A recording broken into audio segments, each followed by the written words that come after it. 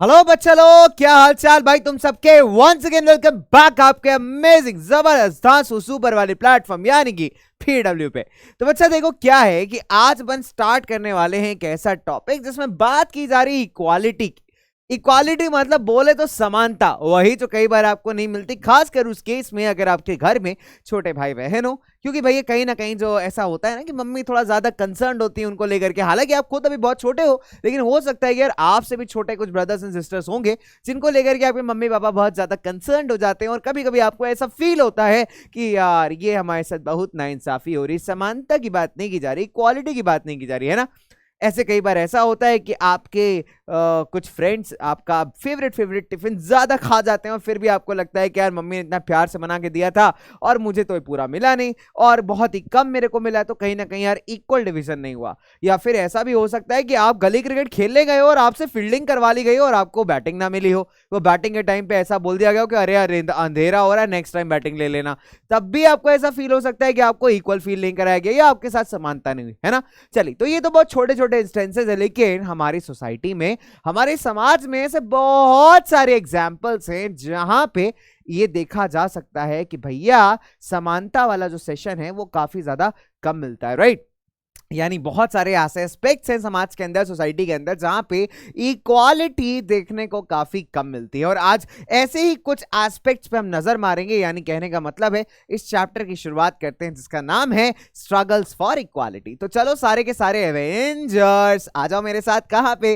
Comment sections के अंदर, ठीक है। क्योंकि आपकी कमेंट सेक्शंस वो जरिया है जिससे मैं आपके प्यारे प्यारे आंसर्स को जान पाता हूं, साथ ही साथ अपनी बहुत सारी बातें आप तक पहुंचा पाता हूं, ठीक है भाई। चलिए स्टार्ट करते हैं हमारा आज का session and let's get started. तो आज हम बात करेंगे ऐसे फैक्टर्स की जो इफेक्ट करते हैं आपके इनइक्वालिटी को, स्ट्रगल्स फॉर इक्वालिटी की, तवा मत से संघ की, और हमारे कुछ सवालों की, ठीक है। तो छोटा सा प्यारा सा क्यूट सा सेशन होने वाला है, जुड़े रहिएगा वीडियो के लास्ट तक क्योंकि आपको मिलने वाला है कुछ बहुत अमेजिंग, कुछ बहुत मजेदार, ठीक है। चलिए so number 1 let's get started. बात करते हैं भैया गरीबी की। ये बहुत गरीबी हमको जीने काहे नहीं देती रहे, है ना। ये दुख खत्म काहे नहीं होता भाई। चलो, तो अगर हम बात करें poverty and the lack of resources, number 1 factor, देखिए पॉवर्टी क्या है बच्चों। पॉवर्टी एक तरीके से आप कहेंगे तो गरीबी का वो सिचुएशन है जब आपको अपने बेसिक नीड्स भी मैनेज करना मुश्किल हो जाए, वो कहलाता है पॉवर्टी, यानी अल्टीमेट गरीबी। अब जब एक इंसान के पास पॉवर्टी होती, जब एक इंसान अल्टीमेट गरीब होता है तो उसके पास पैसे नहीं होते। और जब उसके पास पैसे नहीं होते तो ना वो बेहतर एजुकेशन पा सकता है, ना अच्छा खाना खा सकता है, ना ही अच्छी लाइफस्टाइल जी सकता है। तो ऐसे में क्या होगा, उस बेचारे इंसान के पास बहुत सारी बीमारियां भी होंगी। प्लस सिंस वो अपने बच्चों को अच्छी खासी एजुकेशन नहीं दे पा रहा, तो आगे चल करके उसके बच्चे भी हो सकता है कि लाइफ में कुछ बहुत अच्छा ना कर पाए। इस वजह से नहीं क्योंकि उनके पास टैलेंट नहीं है, बल्कि इस वजह से क्योंकि उनके पास रिसोर्सेज नहीं है। और हो सकता है कि जो बाकी बच्चों को मिल रहा है, चाहे वो अच्छी एजुकेशन हो, चाहे वो अच्छा खाना हो, चाहे वो अच्छे कपड़े हो, वो उन बेचारे बच्चों को कहीं ना कहीं एक्सेस नहीं हो पा रहा।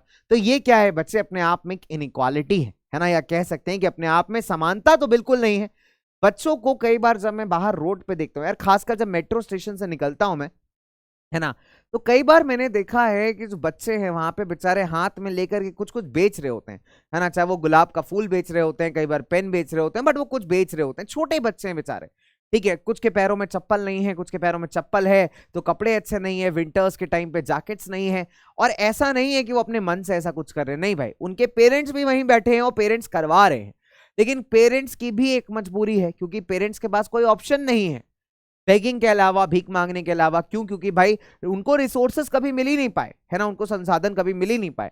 और एक बच्चा मुझे वो भी दिखाई देता है जो मॉल के अंदर जाता है, हैमलीज जैसे स्टोर में जाके टॉय खरीद रहा है, खिलौना खरीद रहा है, अच्छे कपड़े पहन रहा है, अच्छा खाना खा रहा है। उसके मम्मी पापा बहुत केयरफुल है कि कहीं उस बच्चे को चोट ना लग जाए, कहीं कुछ हो ना जाए। तो दो ऐसे समाज के हिस्से दिखाई देते हैं हमको, है ना। एक हिस्सा ऐसा है जहां पे चीजें बड़ी ज्यादा अवेलेबल है, रिसोर्सेज अवेलेबल है क्योंकि लोगों के पास पैसा है। और एक हिस्सा ऐसा है समाज का जहां बच्चों को इक्वालिटी नहीं मिल पा रही, लोगों को इक्वालिटी नहीं मिल पा रही क्योंकि उनके पास पैसे नहीं है, उनके पास गरीबी है, पावर्टी है, राइट। तो ये पावर्टी एक बहुत अपने आप में बच्चे एक बहुत बड़ा फैक्टर है जो समाज में असमानता लाता है या फिर इनइक्वालिटी लाता है, राइट। चलिए फिर अगर मैं बात करूं आपसे डिस्क्रिमिनेशन यानी भेदभाव। कई बार आपने देखा होगा कि आपको भेदभाव देखने को मिलता है एक इंसान के रिलीजन के बेसिस पे, उसके कास्ट के बेसिस पे और उसके जेंडर के बेसिस पे, ठीक है। अब जैसे कई बार भारत में, हालांकि हम बहुत एडवांस्ड हो चुके हैं, इस बात से मैं मना नहीं करूंगा कि इंडिया में हम बहुत एडवांस हो चुके हैं, पुरानी सोच से आगे बढ़ चुके हैं, लेकिन आज भी अगर आप न्यूज़पेपर उठा के पढ़ेंगे तो आपको देखने को मिलता है कि बच्चों बहुत सारे इंस्टेंसेस होते हैं हमारे समाज के अंदर जो कि नहीं होने चाहिए। कास्ट के बेसिस पे, धर्म के बेसिस पे किसी के साथ भेदभाव किया जाता है। आज भी भारत में इंटर रिलीजियस मैरिजेस कॉमन नहीं है, इंटर रिलीजियस भूल जाइए, इंटर कास्ट मैरिजेस कॉमन नहीं है, ठीक है। आज भी लोग लड़के में गुण से ज्यादा उसकी कास्ट देखते हैं, फैक्ट है ये। या लड़की में उसके गुण से ज्यादा, उसकी क्वालिटी से ज्यादा लोग कास्ट से ज्यादा इंप्रेस होते हैं। Is caste a surety of a happy life? Answer is no. अगर ये सच्चाई होती कि कास्ट में ही शादी करना या कास्ट को इंपॉर्टेंस देने से आपका जीवन खुशहाल हो जाता है, तो ना फिर भारत में डाउरी केसेस होते, ना भारत में शादियां टूटती, ना डिवोर्स केसेस होते, ना ही भारत में डोमेस्टिक वायलेंस के केसेस होते, ना ही भारत के अंदर कोई भी ऐसा क्राइम अगेंस्ट वुमेन होता। अगर कास्ट, रिलीजन, जेंडर इस बात की श्योरिटी होती कि इससे इक्वालिटी आ जाएगी समाज में। सोच को बदलने की जरूरत है, जरूरी है, लेकिन सोच बदल नहीं सकती। दिक्कत क्या है कि आज भी हम व्हाट्सएप यूनिवर्सिटी से इंस्पायर्ड होते हैं। हमारा नॉलेज का सोर्स शायद कोई बहुत अच्छी किताब नहीं है, शायद कोई बहुत अच्छा रिसर्च वेबसाइट नहीं है, शायद कोई बहुत अच्छा गवर्नमेंट आर्टिकल नहीं है, लेकिन व्हाट्सएप पे भेजा गया एक मैसेज है जो हमारे एक अंकल इतने नेक्स्ट लेवल पे वायरल कर रहे होते हैं, और उन अंकल का भी कोई ऑथेंटिसिटी नहीं होता, ठीक है। फैक्ट है ये, कड़वा सच है बट है। एक बहुत सारे ऐसे इंस्टेंस, आप इंडिया के लिटरेसी रेट उठा के देखें, और दोष क्या हम सरकार को दे सकते हैं? बिल्कुल नहीं दे सकते। सरकार एफर्ट करती है, सरकार बिल्कुल ऐसा, चाहे वो कोई सरकार हो, मैं एक सरकार की बात ही नहीं कर रहे, सरकार प्रोग्राम चलाती है, सरकार स्कीमें चलाती है, लेकिन क्या आप अवेयर हैं? आप कहते हैं कि सरकार ने कुछ नहीं किया, सरकार कुछ प्रमोट नहीं कर रही। अरे सरकार ने तो सर्व शिक्षा अभियान भी चलाया, सरकार ने मिड डे मील प्रोग्राम भी चलाया, सरकार अपनी तरह से बिल्कुल काम कर रही है, बिल्कुल कर रही है, ठीक है। सरकार ने मल्टीपल स्कीम चलाए, सुकन्या समृद्धि स्कीम चलाया, लेकिन क्या आप अवेयर हो? सरकार तो लॉन्च कर रही है, क्या आपने अपने तरफ से इनिशिएटिव लिया कि सरकार ने जो प्रोग्राम लॉन्च किया, स्कीम लॉन्च की, उसके बारे में जाने, उसको बेनिफिट कैसे ले सकते हैं उसके बारे में जाने? सरकार कुछ नहीं कर रही। बेटा सरकार कर रही है, आप क्या कर रहे हो? सवाल यहां पे आता है ना, आप क्या कर रहे हो? भाई सरकार तो कर रही है, सिंपल सी बात है। सरकार ने जब गवर्नमेंट स्कूल्स खोले हैं, अगर गवर्नमेंट स्कूल में टीचर अपॉइंट किया है, मान लीजिए टीचर वहां पे नहीं आ रहा है, किसका मतलब बनता है? कौन बनता है? कौन कंप्लेन करेगा? आपका जिम्मेदारी है ना भाई, वो कंप्लेन करना, बताना कि आपने अपॉइंट करके भेजा, टीचर तो आती ही नहीं यहाँ पे। अब जब टीचर के अगेंस्ट आ ही नहीं रहा कंप्लेन वहां पे, सिंपल सी बात है, टीचर वहां पे पढ़ाने नहीं आ रही, टीचर वहां पे स्वेटर बुन रही है बैठ के गवर्नमेंट स्कूल के अंदर, ठीक है, लेकिन बच्चे भी उस चीज से कोऑपरेट कर रहे हैं, पेरेंट्स भी कोऑपरेट कर रहे हैं, तो बच्चे वो कंप्लेन जाएगी कहां से? अपोज करिए जाकर के, सिंपल सी बात है कि नहीं? आप बोलिए कि मैडम आपका काम है पढ़ाना, सर आपका काम पढ़ाना, पढ़ाइए ना बच्चों को। तो बच्चे अवेयर होना सबकी जिम्मेदारी है कि नहीं? नॉर्मल सी बात है। कई बार ये भी देखा गया है कि आज भी, देखिए भारत के अंदर, ये नहीं कह रहा हूं कि भाई विमेन लिटरेसी बढ़ी नहीं, बिल्कुल बात है बढ़ी है, पहले के मुकाबले बढ़ी है, विमेन प्रोग्रेस कर रही हैं, लेकिन फिर भी अभी बहुत लंबा जाना है भाई, बहुत लंबा अभी हमको इस पर्टिकुलर आप कह सकते हैं काम फील्ड में अचीव करना है। अभी भी जो फीमेल लिटरेसी रेट है वो मेल लिटरेसी रेट से कम है। बहुत सारे लोग ऐसे हैं जो इस दिमाग में इस चीज को बैठा के बैठे हैं कि भैया विमेन कुछ अचीव नहीं कर सकती। आज भी ऐसे घटिया थिंकिंग के लोग आपको मिलेंगे, बिल्कुल सही बात। उनके हिसाब से लड़की के एजुकेशन में इन्वेस्ट करना बेकार है, क्योंकि लड़की के तो शादी में दहेज देना। अरे क्यों देना है भाई? अगर लड़की कैपेबल है, लड़की में पोटेंशियल है, लड़की ऑलरेडी कुछ अचीव कर चुकी है, why should you give dowry? You are promoting it. फिर आप कहते हैं कि डाउरी मांग रहे हो। बेटा दहेज देने के लिए आप अपील कर रहे हो, आप खुद प्रमोट कर रहे हो, तो दहेज सामने वाला मांगेगा, है ना? फिर अगर कोई दिक्कत आती है तो आप रोगे कि यार सरकार नहीं है, कानून नहीं है, ये नहीं है, वो नहीं है। तो यहाँ पे इनइक्वालिटी प्रमोट करने वाले आप खुद हैं भाई। इनइक्वालिटी प्रमोट नहीं करेंगे तो इनइक्वालिटी नहीं होगी। जेंडर के बेसिस पे, धर्म के बेसिस पे, कास्ट के बेसिस पे जब आप एक दूसरे के साथ डिस्क्रिमिनेशन करते हैं, भेदभाव करते हैं, तो कहीं ना कहीं बच्चे एक चीज प्रमोट कर रहे हैं, दैट इज इनइक्वालिटी। तो ये भी एक तरीके की असमानता है जो समाज में आज भी एग्जिस्ट करती है, ये फैक्ट है भाई, है कि नहीं?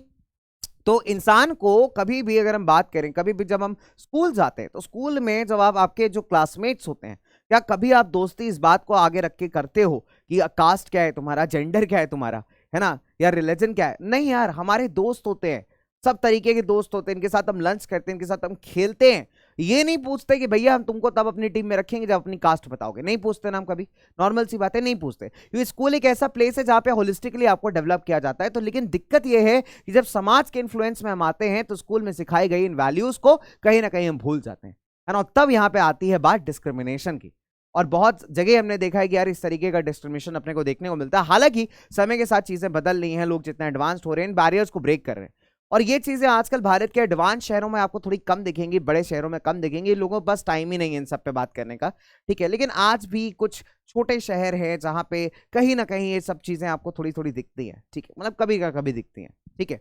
चलिए खैर कुछ नहीं, ये देश है यार, और देश हमारा है ना, देश हमारा प्यारा है। तो देश अगर एक परिवार की तरह वर्क करता है तो देश में परिवार में खटपट भी होती है, छोटी मोटी नोकझोंक भी होती है, और प्यार भी उतना ही होता है ना। तो जब देश पे आपत्ति आती है तो हम सब एक खड़े होते हैं, यही भारत की खूबसूरती है।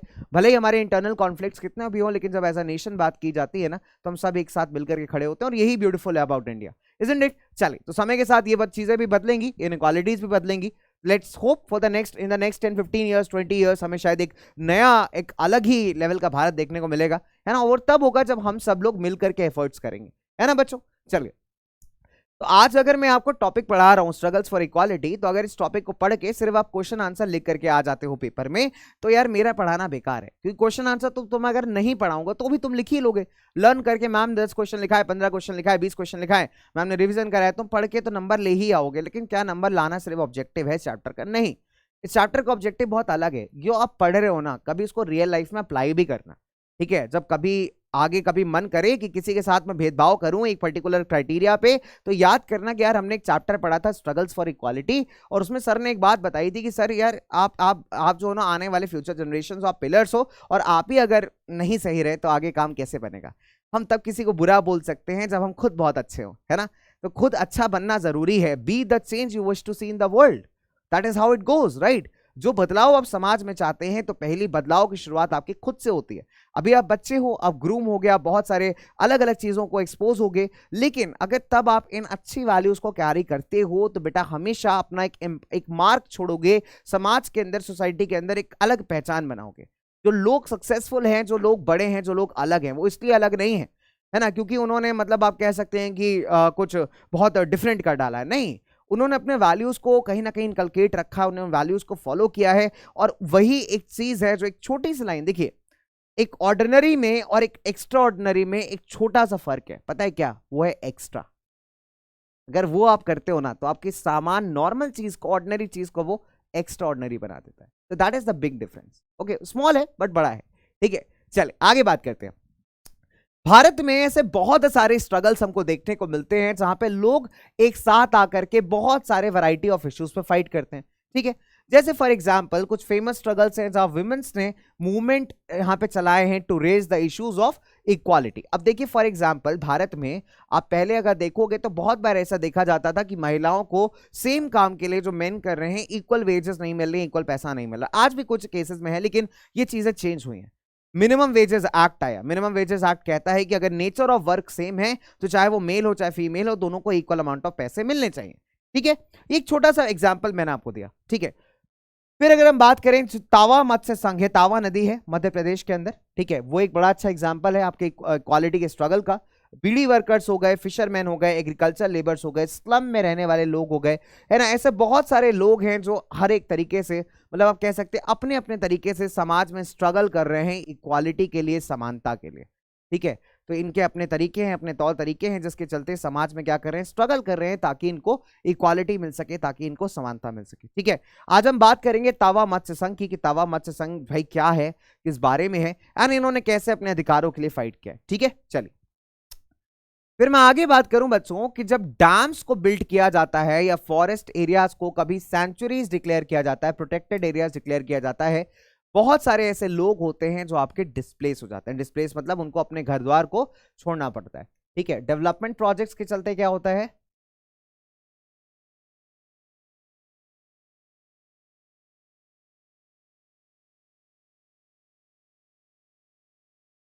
Lead to displacement of people.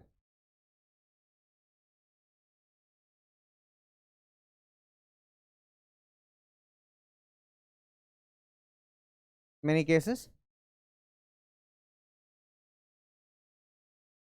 है ना। चल, तो होता क्या है बच्चे, कई बार पूरे गांव के गांव यहाँ पे तबाह हो जाते हैं, गांव के गांव बर्बाद हो जाते हैं, isn't it? And they have to go to some new place, इनको किसी नई जगह जाकर के अपने जीवन की शुरुआत करनी पड़ती है। बहुत कॉमन है, कभी भी डेवलपमेंट एरियाज की बात करें। अब दिक्कत ये है कि मैक्सिमम लोग इनमें से गरीब हैं। इनफैक्ट अगर अर्बन एरियाज की आप बात करेंगे तो जो बस्तियां होती है ना, झोपड़ियां वगैरह होती हैं, कई बार शहरों में आपने देखा होगा स्लम एरियाज जो होते हैं बच्चों, तो वहां पे कई बार बस्तियां जो है उजाड़ दी जाती है। क्यों भाई? क्योंकि सरकार को वहां पे मॉल बनाना है, सरकार को वहां पे कोई शॉपिंग कॉम्प्लेक्स बनाना है, कोई हाईवे बनाना है, कुछ भी बनाना हो, तो इन डेवलपमेंट प्रोजेक्ट्स के चलते क्या होता है, इन बस्तियों को कई बार उजाड़ दिया जाता है। ठीक है, कई बार ऐसा भी होता है कि इन बस्तियों को शहर की खूबसूरती खराब ना हो, शहर के दामन पे दाग ना लगे, इसके चलते शहर के बाहर रीलोकेट कर दिया जाता है कि आप एक काम करिए, शहर के आउटस्कर्ट्स में जाके अपनी बस्तियां बसाइए, लेकिन यहां पे मत बसाइए। ठीक है, अब इससे होता क्या है, कई बार इनके जो बच्चों की स्कूलिंग है, मान लीजिए कि कोई स्लम एरिया है, वहां पे कोई ऐसा स्कूल चलता है जो कि गवर्नमेंट स्कूल है, फ्री का स्कूल है ना, वहां बच्चे जाके पढ़ते हैं। अब जब बच्चे आउटस्कर्ट्स ऑफ द सिटी में चले जाएंगे, जब शहर के बाहर वाले एरियाज में चले जाएंगे, तो बच्चों का पढ़ाई लिखाई भी बहुत ज्यादा इंपैक्ट होगा, बेचारे इतनी दूर से स्कूल नहीं आ पाएंगे, तो इनकी स्कूलिंग छूट सकती है ना। क्योंकि भाई इतनी दूर से स्कूल के अंदर आना, शहर के अंदर आके पढ़ना अपने आप में बहुत टास्क है, इनके पास इतने पैसे नहीं है कि ट्रांसपोर्टेशन में खर्च करें या वहां से बेचारे अकेले बच्चे आ करके स्कूल में पढ़ाई कर सकें। तो अब देखिए, कोई भी डेवलपमेंट प्रोजेक्ट की जब हम बात करते हैं, चाहे वो डैम का बनाना हो, चाहे कोई और भी प्रोजेक्ट हो, तो इसमें बहुत बार ऐसा होता है कि लोग इंपैक्ट होते हैं, लोग इफेक्ट होते हैं, राइट। एंड इसी इंपैक्ट और इसी इफेक्ट के चलते बहुत सारे लोगों को बेघर होना पड़ता है या कहीं और रिलोकेट होना पड़ता है। ठीक है, चलिए फिर आगे अगर मैं बात करूं, जो तवा मत्स्य संघ है हमारा, ठीक है, तवा मत्स्य संघ, तो एक फेडरेशन है आपकी फिश वर्कर्स कॉपरेटिव्स की। मत्स्य का मतलब होता है मछली, तावा यहाँ पे नदी है, और संघ का मतलब होता है काउंसिल। ठीक है, सो जो आपका तावा मत्स्य संघ है यहाँ पे, ये ग्रुप है, एक फेडरेशन है, किसका? मछुआरों का, फिश वर्कर्स की कॉपरेटिव्स का। ये किसके अधिकार के लिए लड़ रहे हैं बच्चे? ऐसे अधिकार, लोगों के अधिकार के लिए लड़ रहे हैं जो किसी समय पे सतपुरा के जो जंगल थे ना, मध्य प्रदेश में सतपुरा के जो जंगल है, वहां पे जो लोग ट्राइबल सोसाइटीज रहा करती थी, ट्राइबल कम्युनिटीज रहा करती थी, उनके अधिकार के लिए अभी हमारे ये लोग फाइट कर रहे हैं, ये लोग लड़ रहे हैं। ठीक है, फिर अगर आप देखेंगे तवा मत्स्य संघ के बारे में कि तवा नदी कहां से स्टार्ट करती है, ठीक है, लेट्स टॉक अबाउट द तवा नदी। तो तवा नदी ओरिजिनेट करती है Mahadev hills of Chhindwara district, Tawa river.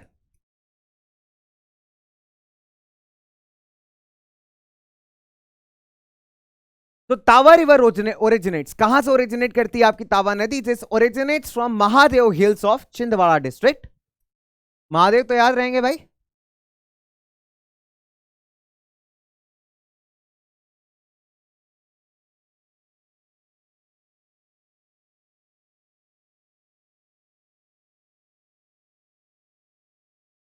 Mahadev hills of Chhindwara district. ठीक है, एंड कहां से बच्चे पास करते हैं? This pass through, this flows through Betul.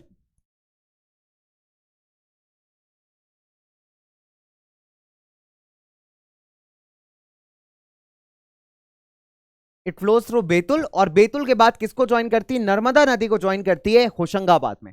ठीक है,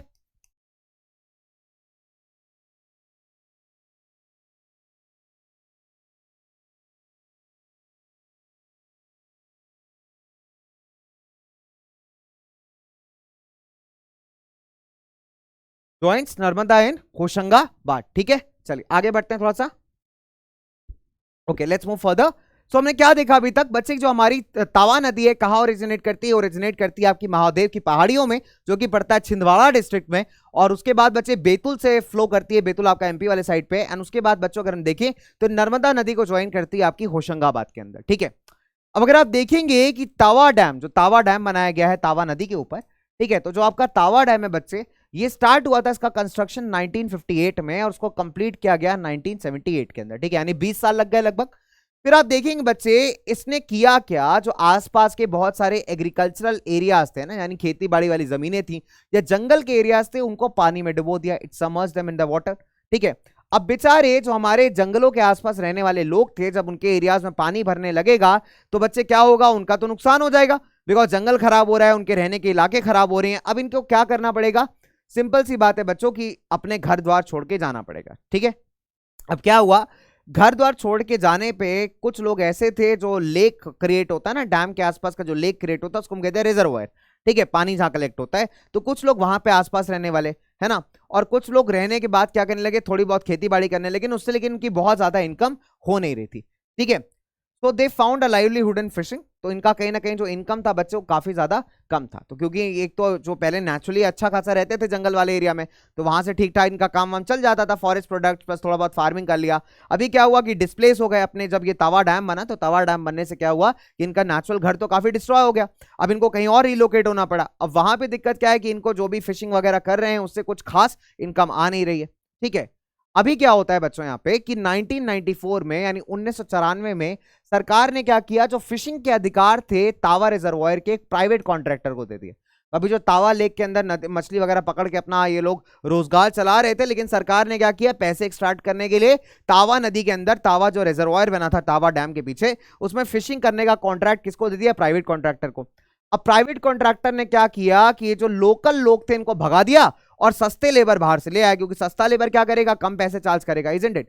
तो सस्ता लेबर जो था ये वहां से ले आया और इन लोगों को, लोकल लोगों को यहां से भगा दिया। ठीक है, चलिए अब आगे देखते हैं बच्चों फटाफट से। यहाँ पे तो हमने क्या देखा यहाँ पे बच्चों की, ये जो हमारा कॉन्ट्रैक्टर है इनके साथ गलत कर रहा है। पहली बात तो इनको भगा रहा है, उसके बाद बाहर से लोग लेके आ रहा है। अब कॉन्ट्रैक्टर ने विलेजर्स को डराना स्टार्ट कर दिया है ना, धमकी देना स्टार्ट कर दिया कि जो जहां से छोड़ के जा नहीं रहे थे। ठीक है। अब इन्होंने क्या किया भाई, बहुत सिंपल सी बात है, इन्होंने कहा कि बेटा हम गुंडे वुंडे बुला करके तुमको भगा देंगे, ठीक है, तुम यहाँ चुपचाप से निकल जाओ, अगर नहीं निकलोगे तो तुम्हारे साथ सही नहीं होगा। तो धमकी देना स्टार्ट कर दिया इन्होंने। ठीक है। अब विलेजर्स जो थे यहाँ पे यूनाइटेड खड़े रहे। विलेजर्स ने कहा बेटा तुम्हारी हम चलने नहीं देंगे, ठीक है, 1 2 3 4 नहीं चलेगा तुम्हारा राज, ठीक है, 5 6 7 8 निकलो नहीं तो मारेंगे लात। ठीक है, सिंपल सी बात है। तो यहाँ पे विलेजर्स ने क्या कहा कि सिंपल सी बात है भैया, हम जो है यहाँ पे तुम्हारे अगेंस्ट खड़े हैं, हम यूनाइटेड खड़े हैं, हम नहीं जाने वाले। ठीक है। एंड इनको लगा कि भैया अब एक ऑर्गेनाइजेशन बनानी पड़ेगी और अपने अधिकारों को इनको बचाना पड़ेगा, बिकॉज ये अपने अधिकारों के लिए अगर फाइट नहीं करेंगे तो कोई भी आकर के इनकी अधिकार की हस्तैसी करके चला जाएगा। अब ये जो आपकी ऑर्गेनाइजेशन बनी ये कहलाती है आपकी तवा मत्स्य संघ।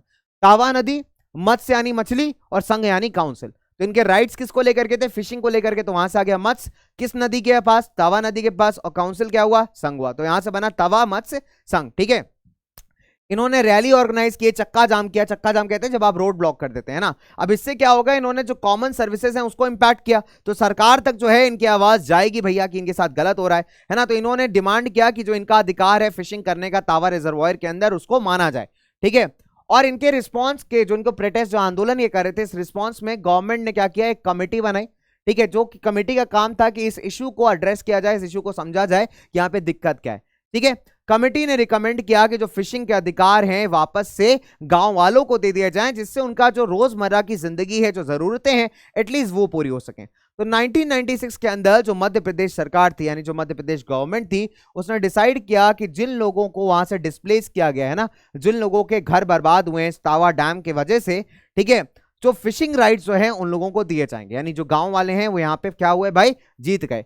तो 5 ईयर का, 5 साल का लीज एग्रीमेंट दिया गया, यानी लीज पे हम आपको देते हैं। लीज का समझ लो जैसे रेंट आउट करना हो गया कोई जगह को, तो 5 साल के लिए वो एरिया लीज पे दे दिया गया। ठीक है, जिस एग्रीमेंट पे 2 महीने बाद साइन हुआ। फाइनली 2 जनवरी 1997 को करीब 33 गांव के जो लोग थे उन्होंने तावा में नए साल की शुरुआत की अपनी पहली मछलियां पकड़ करके। ठीक है। तो उनका अधिकार ये लोग जीत गए। और अधिकार क्यों जीते, क्योंकि इन्होंने लड़ाई की अपने हक के लिए, अपने अधिकार के लिए। अगर ये डर गए होते उस लोकल कॉन्ट्रैक्टर से और यूनाइट नहीं होते, as a united community, as a united force सरकार के पास जाते नहीं, आंदोलन नहीं करते, हड़ताल नहीं करते, तो वो कॉन्ट्रैक्टर इनके अधिकार हड़प जाता। पहले ही सरकार ने इनके साथ गलत किया, वहां पे डैम बना करके, डैम बनाने से इनके घर बार द्वार सब बर्बाद हो गए। इनका जो कमाने का जरिया था, जो कमाने का इनकम था, सोर्स ऑफ इनकम था, वो खराब हुआ। अब बेचारे अपनी जिंदगी चला रहे थे तवा रिजर्वायर के अंदर। रिजर्वायर मतलब कभी जो डैम होता है ना, उसके बैक साइड पे आप देखोगे लेक जैसा क्रिएट हो जाता है, ठीक है, पानी के स्टोरेज से। तो ये अपनी जिंदगी चला रहे थे, उसमें भी सरकार ने उठा के इसको राइट्स जो थे वो प्राइवेट कॉन्ट्रैक्टर को दे दिए। फिर उन्होंने कहा कि भैया बहुत हो गया, बहुत हुआ अत्याचार, है ना, बंद करो अत्याचार, 1 2 3 4 बंद करो अत्याचार। सिंपल सी बात है। उन्होंने कहा बहुत हुआ, एक तवा मत्स्य संघ बनाया, प्रोटेस्ट किया, और प्रोटेस्ट का इंपैक्ट आया। सरकार ने कमेटी बनाई, फाइनली डिसाइड किया गया कि भाई लीज पे जो है अधिकार दे दिया जाए गांव वालों को, कि गांव वाले यहां से मछली पकड़ेंगे, बेचेंगे मार्केट्स के अंदर। ठीक है, क्योंकि इनकी लाइवलीहुड भी जरूरी है। और कहीं ना कहीं आप कह सकते हो कि इनका जो स्ट्रगल था इक्वालिटी का, वो सक्सेसफुल हुआ। और क्यों सक्सेसफुल हुआ, क्योंकि इनका जो एफर्ट था वो यूनाइटेड था, मजबूत था, साथ में था। कहते हैं ना कि united we stand and divided we fall, तो वो बात गलत नहीं है, बात सच्चाई है उसमें। ठीक है, क्योंकि वो एकजुट होकर लड़े, और क्योंकि ये एकजुट होकर लड़े इसलिए ये सक्सेसफुल थे। है ना बच्चों, कैसी लगी आपको प्यारी सी कहानी, मुझे जरूर बताना कमेंट सेक्शन में। और आज के क्वेश्चन ऑफ द डे पे कहते हैं तो बस क्वेश्चन ऑफ द डे बहुत सिंपल है। ओहो, कलर ही नहीं दिख रहा तुमको, चलिए कोई बात नहीं।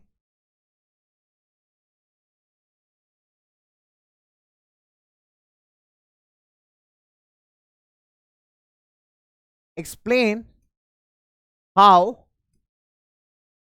तावा मत्स्य संघ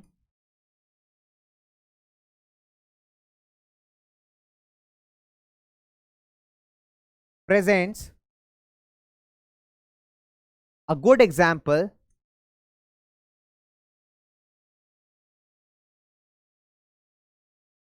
of struggle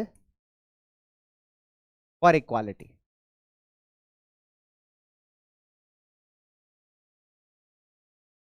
okay, that's all बच्चों, that's a question for the day. आपके प्यारे प्यारे खूबसूरत से मजेदार आंसरों का मुझे इंतजार रहता है, हमेशा बेसब्री से रहता है। ठीक है, so I always love to view your comments, है ना। तो your comment section is really wow and believe me, मतलब one of the best comment section मेरे को दिखता है। बहुत मजा आता है आप लोगों के साथ बात करने में। आपके थॉट्स बहुत अमेजिंग है, though you are still in class 7 but your thought process is amazing and hats off to that. बहुत मजा आता है कमेंट्स पढ़ने में। ठीक है, चले तो इसी के साथ धन्यवाद बच्चा party, thank you so much for joining, for being such an amazing and lovely audience. And as usual जाते जाते मैं हमेशा एक बात ही कहता हूँ यार कि मतलब, है ना, मुलाकात होगी आपसे अगले क्लास में, अगले सेक्शन में। तब तक के लिए मुझे इजाजत दे दो भाई, क्योंकि जाऊंगा नहीं तो वापस आऊंगा कैसे। और मिलता हूँ आपसे अगले क्लास में, तब तक के लिए हंसते रहिए, मुस्कुराते रहिए, चुस्त रहिए, दुरुस्त रहिए, खेलिए कूदिए, मजेदार रहिए और करते रहिए पढ़ाई आपके प्यारे प्लेटफॉर्म यानी PW के साथ। Bye bye.